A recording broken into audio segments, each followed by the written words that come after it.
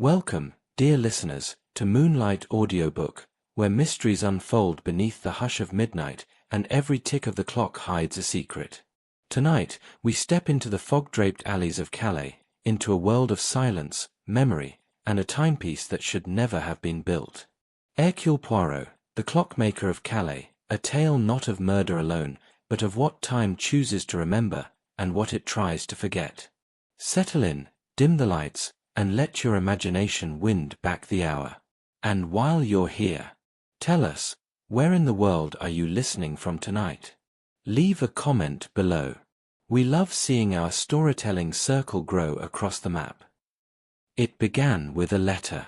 A single envelope, thick with pressed parchment and sealed with violet wax, bearing an insignia of an owl perched atop a cog. The crest was unfamiliar to most, but Hercule Poirot recognized it instantly. It belonged to the House of Bellamy, clockmakers of Calais for 4 generations, timekeepers to emperors, poets, and statesmen alike.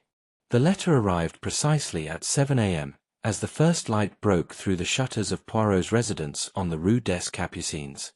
The handwriting was immaculate, the ink deep and royal blue. He opened it without haste, as was his habit, savoring the feel of the textured paper between his fingers. Monsieur Poirot, I am in grave need of your assistance. My father, Theodore Bellamy, has passed in most unusual circumstances, inside his locked atelier, surrounded by the ticking of clocks, yet not a single one chimed the hour. They tell me it was natural. I do not believe it. I fear something hidden, something wound in silence. Please come to Calais. You are the only one I trust to find what time has concealed. With urgency and hope. Madeleine Bellamy. Poirot reread the letter thrice. There was no hysterics in it, only a calm dread, a practiced composure. He folded the page precisely into thirds, set it upon his side table, and rang for his coat. Georges, he said softly, we travel to Calais. The train pulled into the old port city under a blanket of sea mist. Calais in autumn held a unique stillness, the kind that muffled sound and suspended motion. The city seemed carved from stone and fog, with narrow alleys and long shadows that slunk between ironwork balconies and shuttered cafes. Poirot stepped out onto the platform, his polished shoes tapping against the stone in measured rhythm. A young woman waited there, dressed in a dark green coat, her gloves tight at the wrist, her eyes sharp despite the fatigue in them. Madeleine Bellamy, she introduced herself. You came. Thank you. Poirot tipped his hat.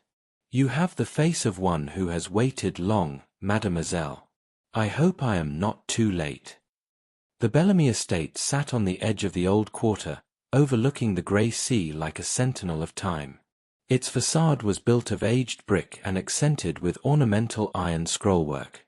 Above its grand wooden door, a brass plaque bore the words, Maison Bellamy, Horloges Depois 1821. Madeleine led Poirot through its labyrinthine halls, past glass cases filled with timepieces, pocket watches, wall clocks, celestial regulators, each meticulously labelled, none chiming. They have all been silenced, she said. My father insisted they remain wound. Now, they do not speak. Poirot raised a brow. Not even one. She shook her head. Not since the night he died. The atelier, Theodore Bellamy's workshop, was a cathedral of mechanisms. Gears, chains, brass arms, pendulums, and magnifying lenses were arranged with obsessive care. The room smelled of oil, old paper, and aged wood. Poirot stood still. The clocks lined the walls. Some large, some small, each with its own design and identity. Yet they were eerily unified in silence. He examined the lock. It was bolted from the inside, Madeleine said. We had to force it open. He was lying there, beside his masterwork, the unfinished timepiece he called the Eternity Dial. Poirot walked to the bench where Theodore's body had once lain. A circle of brass and glass, still ticking faintly, sat at the center of the workspace. The hands spun counterclockwise. Poirot's eyes narrowed. Curious, he said. "Do you think it's faulty?" Madeleine asked. "Non, mademoiselle. I think it is very deliberate." He reached for a velvet cloth nearby and uncovered a second object, a pocket watch, its crystal shattered. He lifted it carefully. Inside, a sliver of paper was folded into the casing. He read the single word written on it. Return. Poirot's gaze shifted across the workshop. He noted the layer of dust on the top shelves, undisturbed. No sign of forced entry. No prints but those expected. It was, in every way, a perfect locked-room mystery. And yet, it felt staged. He turned to Madeleine. "Your father was not merely a man of time, mademoiselle. He was a guardian of it. And now, he has left us not with silence, but a message." She swallowed. "What kind of message?" Poirot stepped back, arms behind his back. "One we must read not with our ears, but with our understanding. Time has been silenced here, but not stopped." That night, Poirot stayed in the guest chamber overlooking the sea. From his window, he saw the old tower of St. Pierre, its bell long removed, its shape now just a black silhouette in the fog. At midnight, Poirot awoke. A single chime echoed faintly through the air. Not from the house, but from the direction of the harbour. He sat up, and in the ticking silence, he smiled. "The game," he whispered, "has begun." The harbour of Calais held many secrets, most of them buried beneath tides and time. In the early hours of the morning, when mist clung low to the stone piers and the lanterns swayed gently in the breeze, the world seemed made not of earth or water, but memory. Poirot stood at the edge of the jetty, wrapped in his overcoat, hat tilted precisely. The single chime he had heard the night before had not been a dream. It was too clear, too measured. A sound with intent. He studied the bell tower of St. Pierre in the distance. It had long been decommissioned. Its great bell, Marie Lune, had been removed a decade ago after cracks were found in the iron supports. But Poirot knew the sound of brass on air. The chime had not come from the bell.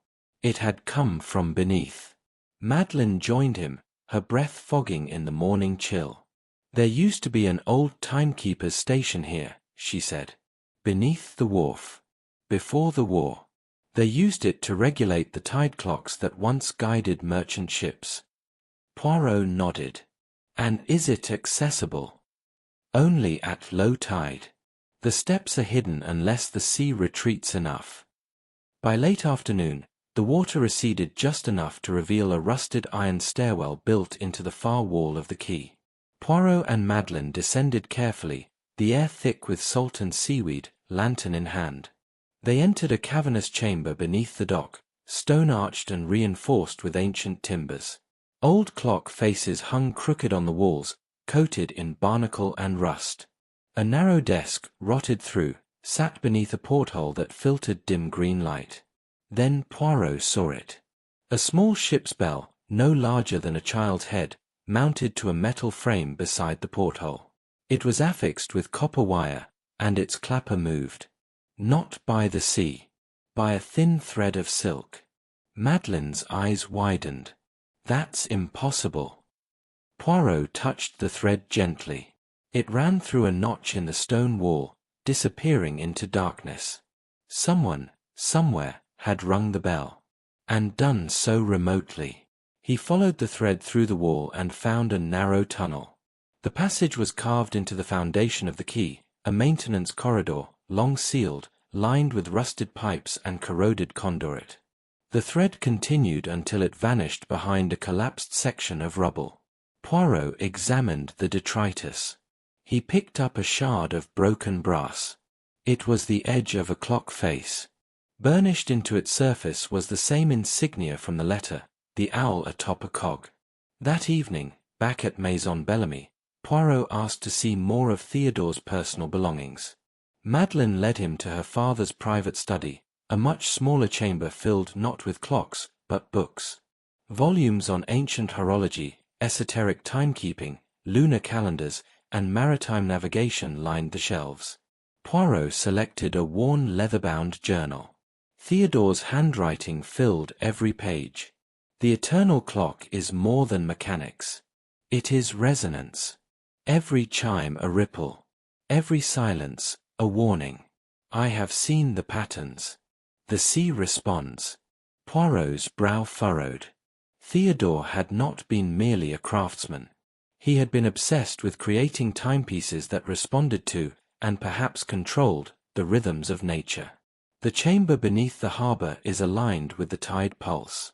But someone has tampered with the tide chime. If they reverse the polarity. The entry ended mid-sentence. Poirot stood in silence. Then he noticed a map pinned behind the study door. It was not of Calais. It was of the stars. A celestial map, with dates marked in red ink. One of them was circled heavily. October 14th, 3 days from now. Later that night, Poirot visited the atelier alone. He turned on only a single lamp and examined the eternity dial. Its inner mechanism ticked counterclockwise, yes, but not randomly.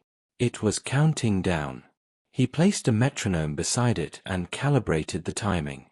Exactly 72 hours remained. To what, he did not yet know. But time was not merely passing. It was converging. He sat for a long time in the silence. Then, as if guided by instinct, Poirot opened the desk drawer where the broken pocket watch had been found. Beneath the velvet lining, he discovered a second note. To rewind what has been set, one must return to the hour of silence. Poirot whispered to himself.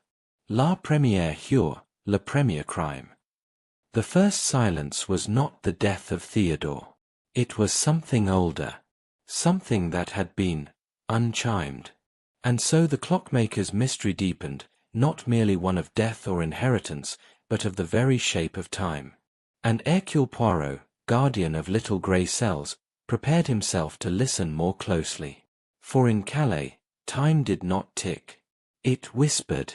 Silence, Poirot often said, was not the absence of sound, it was the presence of intent. That morning, the silence in Maison Bellamy pressed against the walls like a secret waiting to be spoken.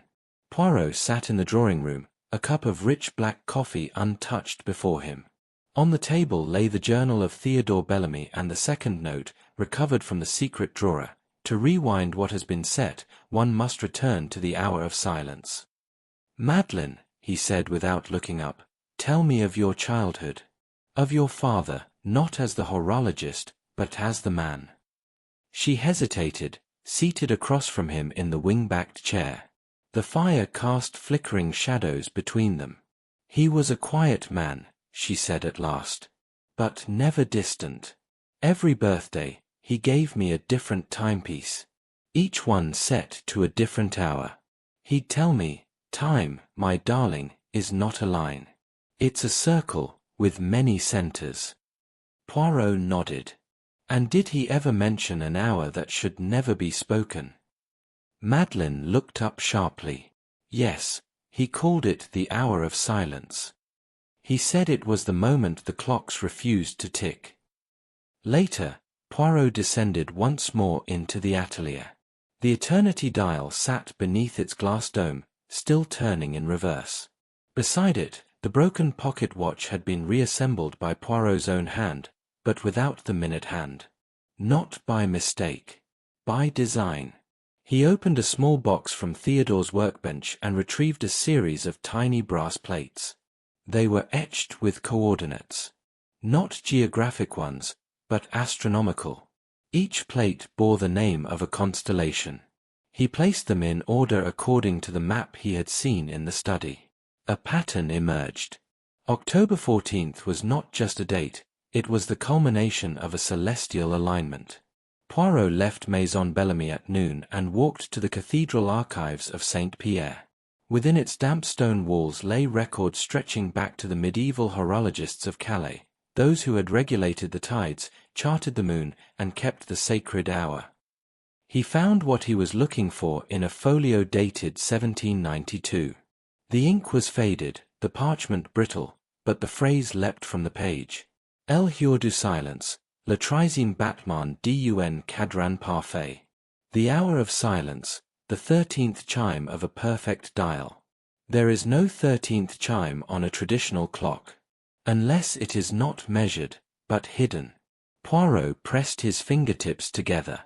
The 13th chime is the signal, not of time passing, but of something awakening. Returning to the house, he found Madeleine staring into the atelier, her face pale. "They're ticking again," she whispered. And indeed, faintly, one of the older clocks in the far case now emitted a slow, measured tick. Then another, and another. Poirot approached. Each one that ticked was set to a different hour. But all of them shared one thing: their second hands were missing. He turned to Madeleine. "When did they start?" "Just now. As I stood here." Poirot opened the back of the ticking clocks. Inside each was a folded piece of paper. He read them aloud. "Hour 1, await the wind. Hour 4, the bridge will creak. Hour 7, the circle will be broken." Each message corresponded to an hour on the clock face. Clues. Warnings. Perhaps even instructions. A silent clockwork, set in motion long before Theodore Bellamy's death.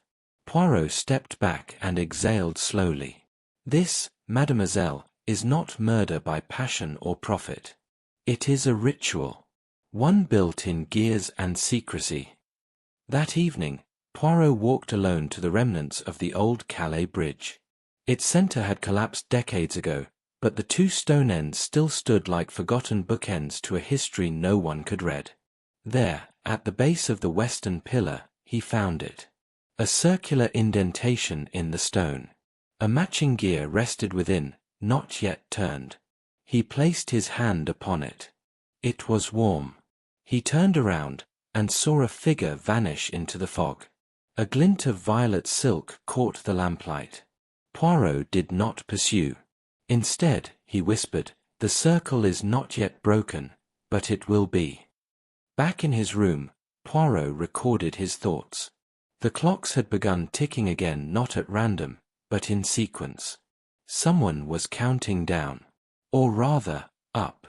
And if the 13th chime truly marked the hour of silence, then whatever was set in motion would reach its zenith in 2 days' time. October 14th. The 13th hour. A time that did not exist, unless one created it. And someone, he now knew, had. Fog blanketed Calais like a velvet shroud, thick with the brine of the sea and the secrets of the city. Poirot stood once more before the western pillar of the broken bridge, fingertips still tingling from where they had touched the warm gear embedded in the stone. The figure in the mist, there and gone in a breath, had left behind a single clue. Caught on a splinter of weathered ironwork, delicate and unmistakable, a single thread of violet silk. He took it gently between gloved fingers, holding it to the light of his pocket lantern. The color was precise, not royal purple, not lavender, but a true violet, deep and rare. Poirot placed it into an envelope with meticulous care and turned toward the narrow alley that led back to Maison Bellamy. But even as his shoes echoed softly against the cobblestones, he knew he was not alone. Someone watched. From behind shuttered windows. From the darkened arches of doorways. The clocks had begun ticking again, and with them, so had the watchers. Madeleine met him at the threshold. She had not slept. Her eyes were rimmed with weariness, her voice hushed. "I heard something," she said. "From the workshop. Like someone whispering." Poirot motioned her to remain behind and entered the atelier alone. The workshop was dark, save for a single lamp flickering weakly above the eternity dial. Poirot moved silently, observing. On the workbench lay a folded sheet of aged music parchment. Not inked, but punched, a player roll, for a mechanical music box. The title embossed on its edge read, Heure Treise. 13th hour. He slipped it carefully into the old automaton nearby, a music box shaped like a miniature bell tower. As it wound, gears clicked into motion, and a low chime began. 12 notes. Slow. Heavy. Then silence. Then, one final, alien note. Dissonant. Unnatural. The music box stopped. Something within had jammed. Poirot opened its back panel. Inside, nestled beside the mechanism, was a second silk thread, violet, tied in a bow around a brass key. Engraved on the key was a symbol, the owl perched upon a cog. Poirot retired briefly to his quarters, reviewing his notes. The violet silk, the hidden gear, the 13th chime, all pointed toward a design not of accident or inheritance, but intention. The family crest reappeared again and again. But one question remained unanswered. Who else knew the language of the Bellamys? And who among them would twist it into murder? The next morning, Poirot requested access to the Bellamy family archives. Madeleine led him to the lowest chamber of the estate, a vaulted cellar lined with cedar chests and locked cabinets. Most of these haven't been opened in decades, she said. One cabinet, sealed with a brass lock, bore the same owl and cog emblem. The key, the one tied with violet thread, fit perfectly. Inside lay blueprints. Dozens of them. Clockwork designs, all signed T.B. But one stood apart. It was labeled, Mechanism del. Mechanism of Shadow. The schematic showed a clock, inverted. Its gears wound inward, its chimes struck in silence. At its center, a mirrored face. It was not built to measure time. It was built to erase it. Poirot's breath caught. Someone had created a machine not to observe time, but to undo it. That evening, as the mist returned to the harbour and the tide crept up the stone steps, Poirot walked again to the hidden chamber beneath the quay. This time, he brought the key. In the far wall, long overgrown with algae, he found another brass lock, near invisible against the oxidized stone. The key turned with a click.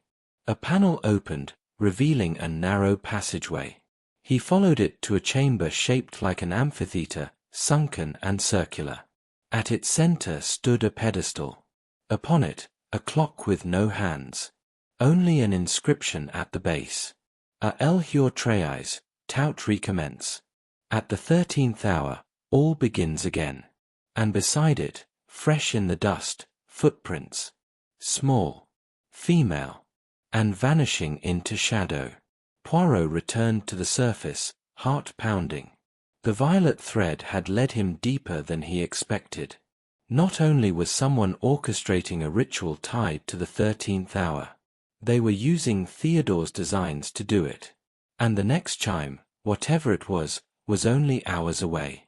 The night wind howled across the rooftops of Calais, and within the hidden chamber beneath the quay, time itself seemed to hold its breath. Poirot had stood before many strange devices in his long career, but never before had he encountered a clock so deliberately bereft of time. No hands. No numerals. Only a mirrored face and an inscription that seemed to beckon with ancient certainty. At the 13th hour, all begins again. He turned away from the pedestal and began his ascent through the narrow, damp tunnel. Each step echoed with growing urgency. The violet thread had led him here, but what it truly connected remained elusive. And now, with just over 48 hours before October 14th, the day circled in Theodore Bellamy's maps, Poirot could feel the tempo of the mystery accelerating. By morning, Maison Bellamy was alive with restless energy. Clocks ticked erratically in corners they had never ticked before. The eternity dial spun faster now, defying logic and mechanism. Poirot studied it closely, adjusting the lens on his pocket magnifier. There, etched beneath the casing, a second inscription, this one hidden in the brasswork. Tempus devorat, nisi observator. Time devours, unless it is watched. Poirot straightened. But who is watching? He whispered. He returned to the study and gathered the blueprints labeled Mechanism del. Spread across the large oak desk, the schematics revealed layer upon layer of nested gears, echo chambers, resonance coils, and mirrored pendulums. But something stood out, a single line of circuitry designed not to move forward or backward, but inward. A clock that collapses time, he muttered. Say 1 foley, unless. He paused. Madeline entered quietly. I've remembered something, she said. When I was young, my father warned me never to wind the mirror clock. He said it held something that couldn't be allowed to chime.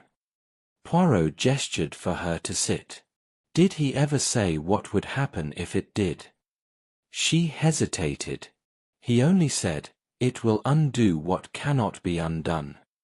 Poirot placed the blueprint flat and pointed to a small circular device at the center of the schematic. This, he said, is not a clock. It is a keyhole.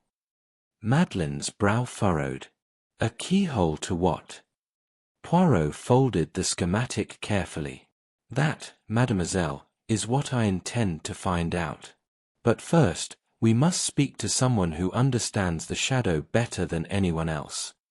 The man Poirot sought lived on the outskirts of Calais, in a crumbling observatory swallowed by ivy. His name was Lucien Verret, once a contemporary of Theodore Bellamy, now a recluse known only to a few surviving members of the old horological guild. Lucien greeted Poirot with suspicion. You shouldn't have come here, monsieur. Some clocks do not wish to be found. Poirot held up the blueprint. And some shadows are not cast by light. Lucien's eyes widened. You found the mechanism. I found what remains, said Poirot. But I do not yet know what it means. Lucien led Poirot inside. Dust clung to every surface. Broken telescopes and timepieces littered the floor. Theodore was obsessed, Lucien said. He believed time was not fixed. That it had memory. That with the right chime, you could peel back layers of reality. He built the mirror clock to reflect not your image, but the world as it was before. Poirot frowned. And the 13th hour. Lucien lowered his voice. The 13th hour is not real. It is, imagined. Willed into existence. An anomaly. But if struck, it could collapse all moments into one. Poirot looked out the cracked window toward the harbour. Someone intends to strike it. Lucien said nothing. Instead, he handed Poirot a small object wrapped in velvet. It was a second brass key, identical to the one tied with the violet thread. 2 keys, said Poirot. And only one lock. Lucien nodded. One to wind the silence. One to undo it. Poirot turned sharply. And which is which? Lucien's expression was unreadable. You must decide before the hour arrives. Back at Maison Bellamy, night fell with uncanny stillness. Poirot laid the 2 keys before him on his desk. They were identical in shape, weight, and engraving.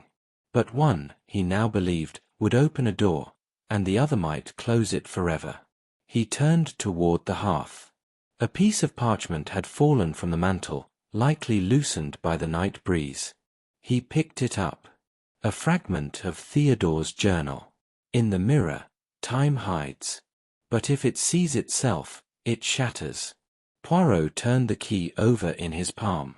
Then I must not only find the mirror, he whispered, but understand what it sees.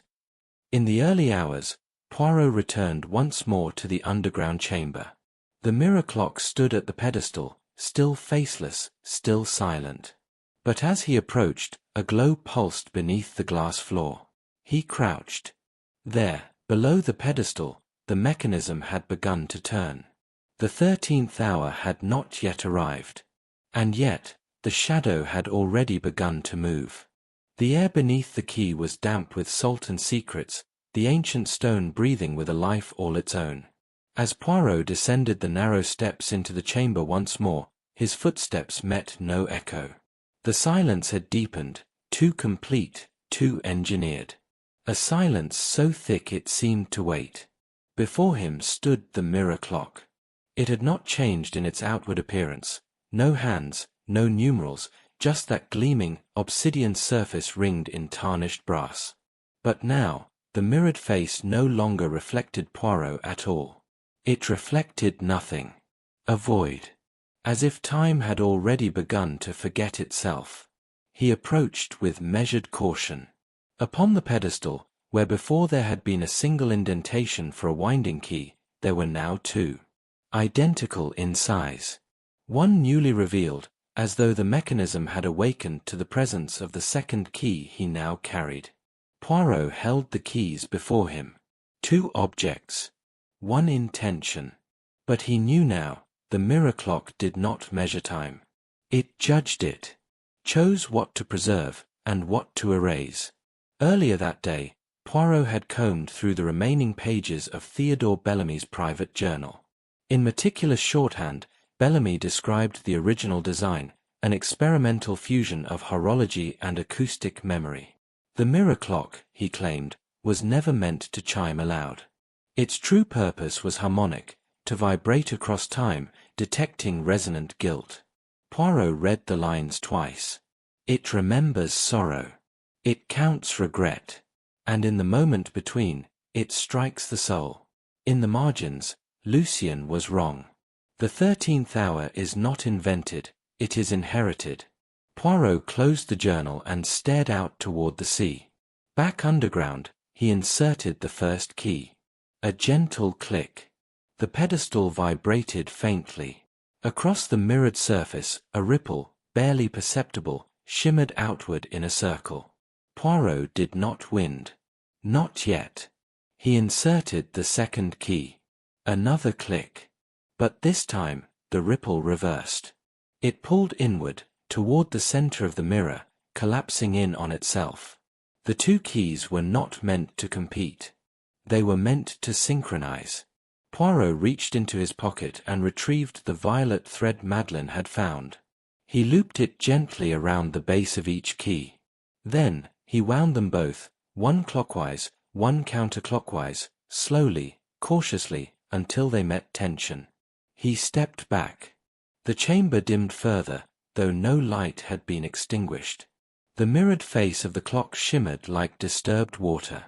And then, it began to chime.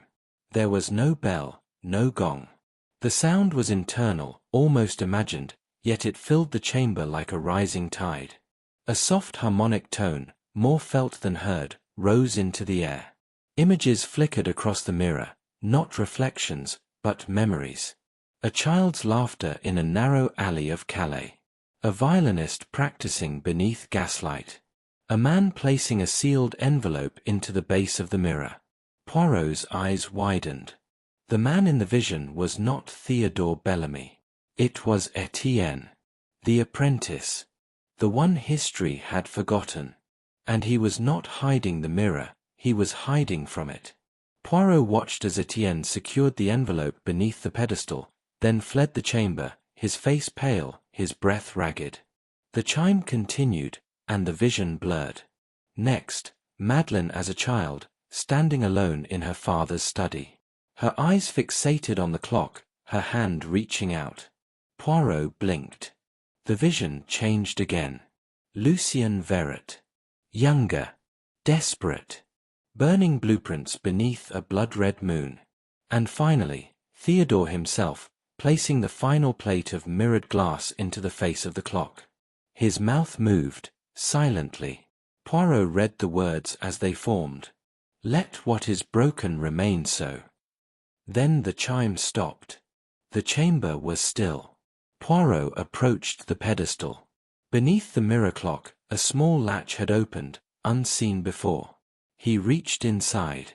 A folded envelope. It bore no seal, only one line, in trembling ink. To the one who finds time. Inside, a confession. Signed by Etienne. He had built the mirror's resonance chamber. He had tested it. And in one ill-fated experiment, he had caused a death, an accident buried by Bellamy to preserve the legacy of the Clockmakers' Guild. Etienne had lived with the guilt for 40 years. The mirror remembered what men tried to forget. Poirot returned to Maison Bellamy with the confession in hand. The house felt different now, less burdened, as though the truth had been a weight lifted not only from its walls but from time itself. He found Madeline in the study, staring once again at the eternity dial. "It stopped ticking," she said. Poirot smiled faintly. "Because time no longer needs to shout to be heard." She looked at him. "What did the mirror show you?"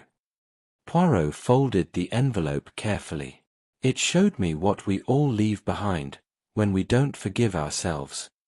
That evening, Poirot took the confession to the cathedral archives. He left it there, in the care of a silent order sworn to preserve what must not be forgotten.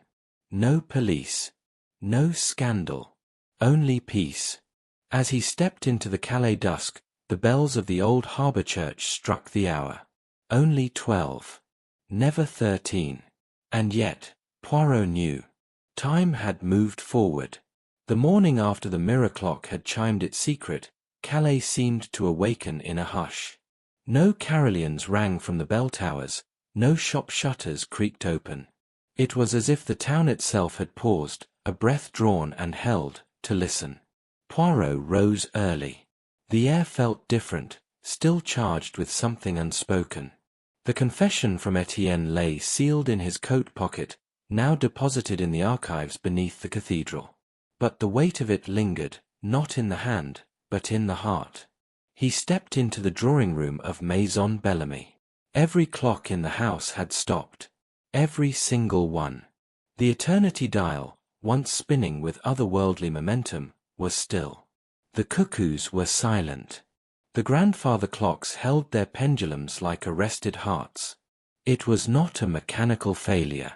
It was something else. Time, or memory, had remembered. At breakfast, Madeline appeared pale but composed. She sat without speaking for a long while, staring at her untouched coffee. Poirot broke the silence gently. "You saw something in the mirror, didn't you?" She nodded once. "I saw my father. I saw how he wept after each invention. How he feared what he had made." Poirot inclined his head. Even genius, mademoiselle, must account for its shadows. Madeline looked to the window. "And the 13th hour, is it over?" Poirot took a slow sip from his cup. "It has passed. But its echo remains. Always." Later that day, Poirot returned to the chamber one final time. The mirrored face of the clock had faded to a dull silver sheen. The twin keys no longer fit their indentations, as though the clock had accepted its purpose, fulfilled its function, and sealed itself once more. He removed his gloves and laid them beside the pedestal. There was no more mystery here, only memory, heavy and unburied. But Poirot had one final task. He returned to the study and spread out the remaining blueprints again. Among them, one had been overlooked. A simple schematic titled Resonance de Paix, Resonance of Peace.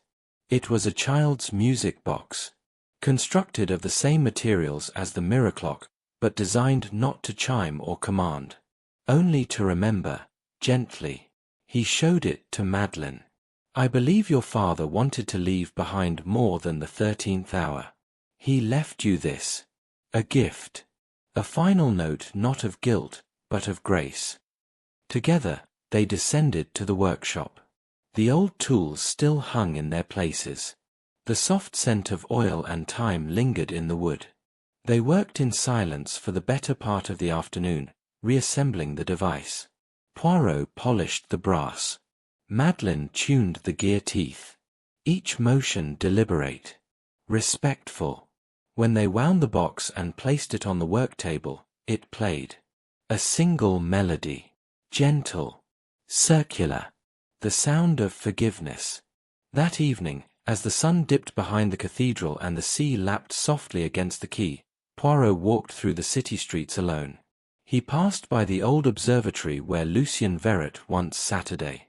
Its shutters were now closed for good.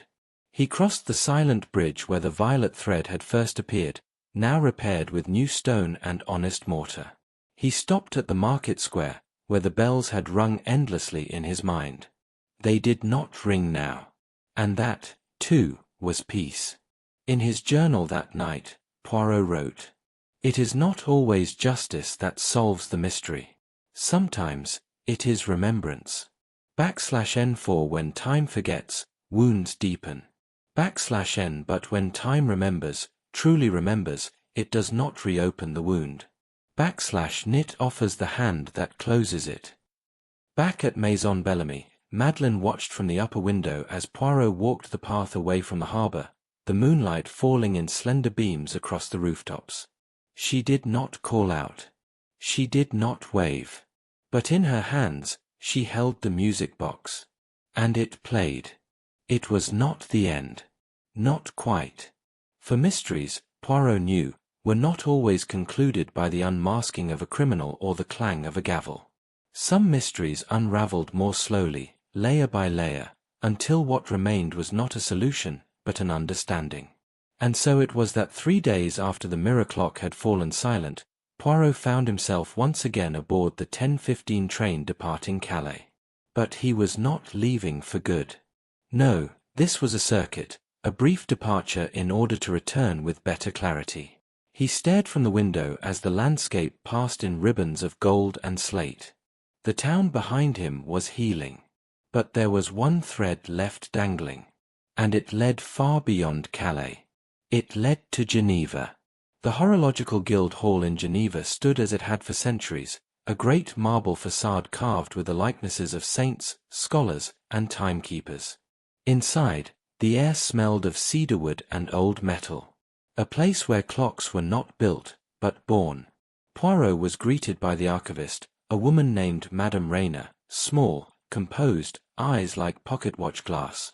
"You come about Theodore Bellamy," she said without needing to ask. Poirot nodded. "I believe there were documents withdrawn on his behalf. Under the name Etienne Marais." She blinked. "How do you know that name?" "Because memory never travels alone, madam," Poirot said softly. "It travels with the names we try to bury." Rayner led him to the upper gallery, where a sealed vault bore the sigil of the Owl and Cog, the same that had adorned the keys and schematics in Maison Bellamy. From within, she produced a bound folio, untouched since 1904. Within its pages, Etienne's early blueprints, his correspondence with Theodore, and, most damning of all, a letter never sent. A confession of guilt, yes, but also of jealousy.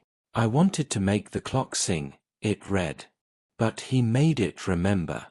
He made it alive." Poirot read the final paragraph twice. "Forgive me, Theodore. I tried to silence time. But it only echoed louder." He closed the folio gently. Back in Calais, Madeleine had begun the process of cataloguing her father's workshop, not to dismantle it, but to preserve it. The clocks were still, yes, but not forgotten. Each one would remain exactly as it had been left, not wound, but not broken either. She received Poirot's letter a day later. It contained only a note and a photograph, a faded portrait of Etienne and Theodore side by side, in younger days. In it, they smiled with genuine camaraderie. Before regret. Before the 13th hour. The note read simply, "All time is borrowed. But some moments, mademoiselle, we may choose to keep. H.P." Poirot arrived back in Calais as the sun dipped beneath the harbour horizon. The light was dimming not in melancholy, but in rhythm. A quiet closing of the day. He walked again through the silent halls of Maison Bellamy. A warmth had returned, not just from the hearth, but from the order restored by truth. Madeleine met him at the door.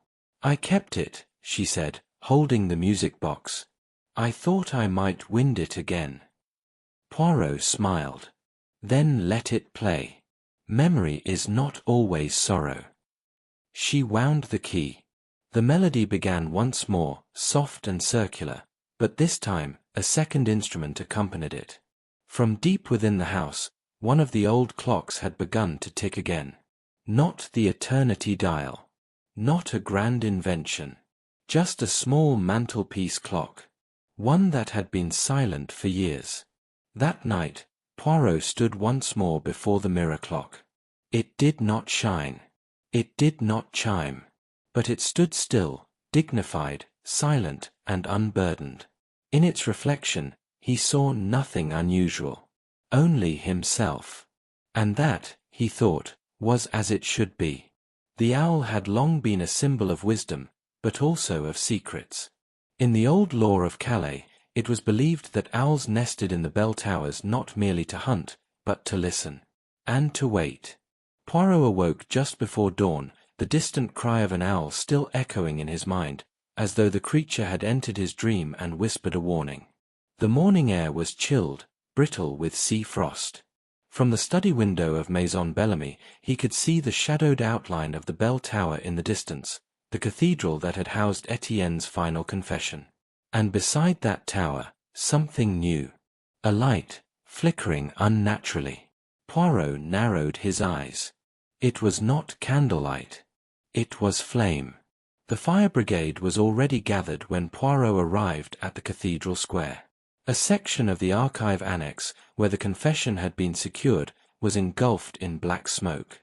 The damage was not total, but deliberate. Not a wildfire, nor an accident. An act of erasure. Poirot approached the lead investigator, a tired man in soot-streaked uniform. Was anything recovered? Poirot asked. Only ashes, the man replied. Whatever was here was destroyed with intent. Poirot's jaw tightened. Then the past is once again trying to bury itself. But not before it had been remembered. And perhaps, not completely. Back at Maison Bellamy, Poirot found Madeleine in the garden, pruning the final autumn roses. Her hands were stained with earth, her brow furrowed. They tried to destroy him again, she said quietly, without looking up. Poirot nodded. Because some truths, mademoiselle, frighten those who have lived comfortably in fiction. She held up something curious, a brass disc, no larger than a pocket watch face. It was etched with the emblem of the owl and cog. I found this in a drawer in the cellar. I thought it was just decorative, but when I placed it near the mantel clock, it began to tick again. Poirot examined it.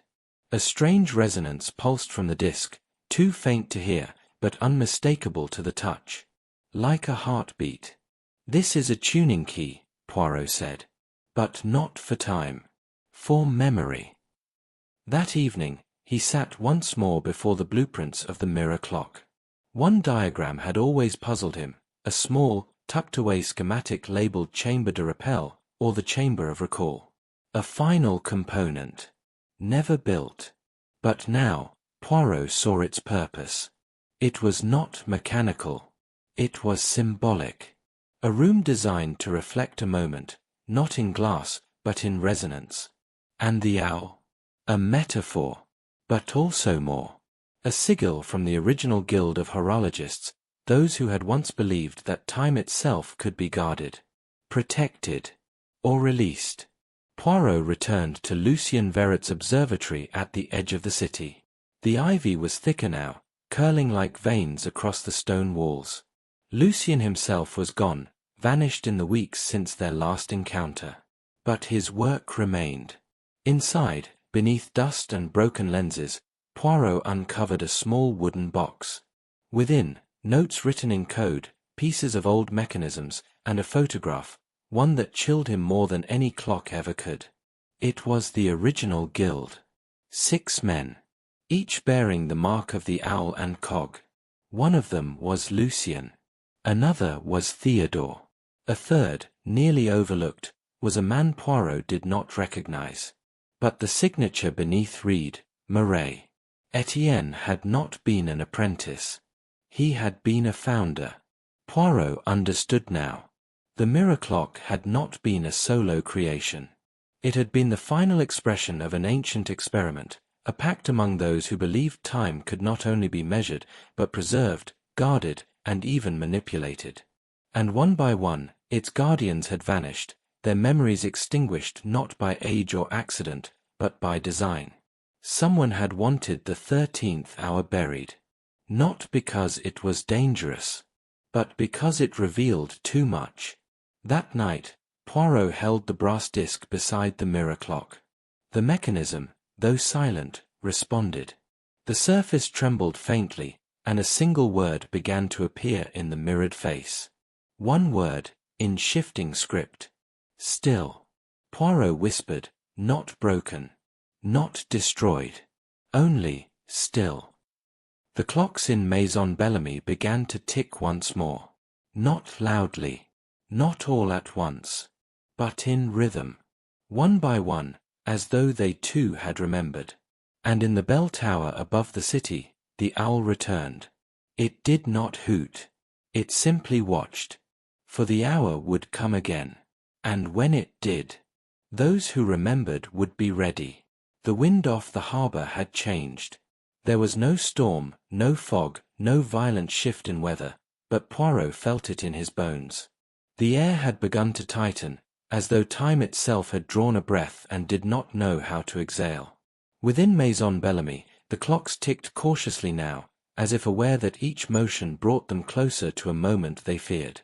The house had become not a home, but a metronome, measuring not hours, but the distance between memory and revelation. Poirot stood once more in the study, staring at the mantel clock, the one Madeleine had unknowingly reawakened with the resonance disc. He reached out and gently opened its rear panel. Inside, tucked where only a clockmaker's hand might know to look, was a third brass key. But unlike the others, this one was cold to the touch. Heavier. And marked not with the owl, but with a crescent moon. Madeleine entered quietly. She had stopped announcing her presence days ago. Her movements had grown like Poirot's, slow, considered, reverent. He held up the key. It was your father's final mechanism, Poirot said softly. But not for the mirror clock. For something older. She looked confused. Older than the mirror. Poirot nodded. Older than Bellamy. Older than Etienne. Older, even, than the guild itself. He walked to the window and looked out toward the clock tower in the square. The final winding is not for a device. It is for the story itself. That evening, Poirot ventured to a place long abandoned by locals, a derelict chapel on the northern edge of Calais, swallowed by overgrowth and superstition. Known in whispers as El Heure Perdu, the lost hour. No one had entered in decades. Inside, the pews were splintered and warped. Moss crept along the altar, and stained glass windows, shattered in places, cast broken patterns across the floor. And at the heart of it, a stone dial. Built into the floor. Ancient. Smooth. 12 concentric circles of worn symbols. And in the center, a keyhole. Poirot crouched and inserted the crescent moon key. It turned. Slowly. Reluctantly. And the dial began to move. He stepped back as the concentric rings rotated, one by one, revealing beneath them an inscription, Latin, carved in a circle. Quod non potest temere, memorari debet. What cannot be feared, must be remembered. Poirot understood now. The 13th hour was never about time. It was about choice. To forget, or to carry forward. Back at Maison Bellamy, Madeleine opened the final envelope from her father. It had been left behind a panel in his writing desk, revealed only after the mantel clock had been reawakened. Inside, a single page. A drawing of a young girl and an old man, seated beneath a massive timepiece. The hands pointed not to midnight, but to 13. And a note. The hour exists because you remember it. Let it be your own. Father. She wept quietly. Not in sorrow. But in understanding. Poirot returned just after dawn. He placed the crescent moon key on the table and sat with Madeleine in silence. Together, they listened. To the mantel clock ticking. To the mirror clock remaining still. To the world, no longer distorted by silence, but tuned by memory. And then, with great care, Poirot closed his notebook for the final time in Calais. Time is not a line, he wrote. It is not even a circle. It is a room. And some doors, once opened, never need to close again. That evening, as the bells of Calais rang true for the first time in weeks, Poirot stepped aboard the departing train. He did not look back. He had no need. For in the quiet chamber of the 13th hour, memory would always remain. There are stories that end with answers. And there are stories that end with echoes. For Hercule Poirot, the case of the Clockmaker of Calais would never quite become a file in a drawer, nor a line in a report. It was not a case to be solved. It was a memory to be kept. The morning train hummed softly beneath him as the French countryside unfurled beyond the window.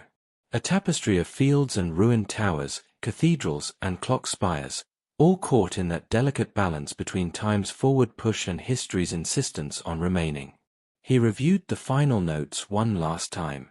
Not in pursuit of clarity, but in honor of those whose lives had quietly resisted forgetting. Theodore Bellamy, Etienne Mouret, Lucien Verret, and Madeleine. Not victims, not villains, only witnesses. To a machine that never measured hours, but memory. In Calais, autumn fully arrived.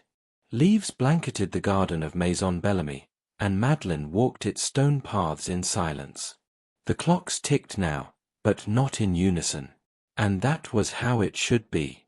They no longer obeyed the false precision of a master mechanism. They followed their own rhythm, each allowed to remember differently. She had opened the house to visitors, not tourists, not seekers of spectacle, but students, watchmakers, historians. Those who wanted to listen, not merely observe. In the center of the study stood the mirror clock, its face dim, inert, a relic. And yet, people stood before it as if it spoke. Because what it reflected now was not faces. It was truth. Poirot had sent a final package before his departure, a small wooden case lined in velvet. Inside, the 3 keys. The owl. The twin threads. The crescent moon, each etched with a word. Observe. Remember. Release. Madeleine placed them beneath the mirror clock. Not to hide them, but to hold them. On the final page of his journal, Poirot had written, "The clockmaker's legacy is not invention. It is remembrance. /NA crime forgotten becomes a future repeated. /N but a sorrow remembered becomes a lesson." He closed the book. Not because the story was finished, but because it was now hers. In a corner of the old observatory, dust danced in sunlight that cut through cracked glass. The brass owl above the entry had fallen, no longer guarding, but resting. Lucien Verret was never found. Some believed he had fled. Others said he had become part of the mechanism he once feared. But in the minds of those who knew, he had simply returned to the hour he had always guarded. An hour not on any dial, but in every silence. The cathedral bells rang 13 times that winter. Not from the tower, but from within the mirror clock itself, once, quietly, as snow fell across Calais. It was not loud. It was not frightening. It was not even real. But Madeleine heard it. And in that moment, she smiled. And so, the clock winds down, but the memory lingers. Thank you for joining us on this journey through shadows, secrets, and the silent ticking of the 13th hour. If tonight's story stirred your curiosity, or left you glancing at the nearest clock, we invite you to stay a little longer. Subscribe to Moonlight Audiobook for more mysteries whispered under the stars, where every tale is a doorway and every detail, a clue. And remember, in the world of mystery, it's never just about what we find. It's about what we choose to remember. Until next time, keep listening. And keep watching the clock.